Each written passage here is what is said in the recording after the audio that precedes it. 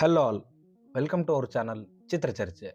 ಮೊದಲನೇದಾಗಿ ಕಾಂತಾರ ಟೀಮ್ಗೆ heartly congratulations on their national and massive success on Kantara chapter 1. And ಈ ಸಿನಿಮಾದ ಬಾಕ್ಸ್ ಆಫೀಸ್ ಡಿಸ್ಟ್ರಕ್ಷನ್ನ ಇವತ್ತಿನ ಈ ವಿಡಿಯೋದಲ್ಲಿ ನೋಡೋಣ.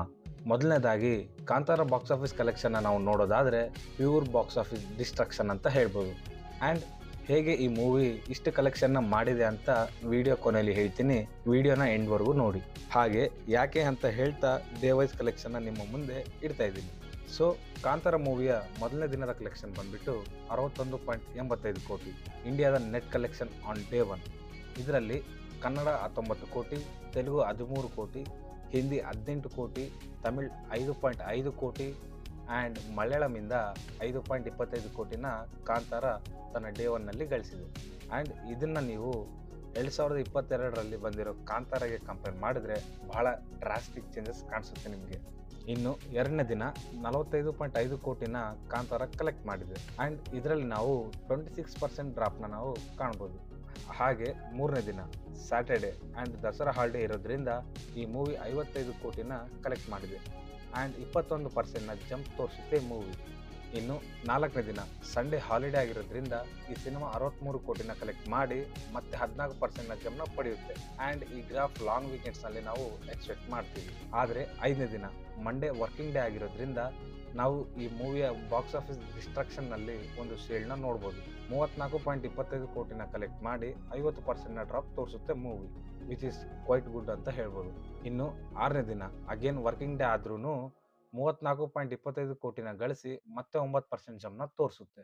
ಇನ್ನು ತನ್ನ ಏಳನೇ ದಿನದಲ್ಲಿ 25.25 ಕೋಟಿನ ಕಲೆಕ್ಟ್ ಮಾಡಿ 26%ನ ಡ್ರಾಪ್ನ ನಾವು ನೋಡ್ಬೋದು.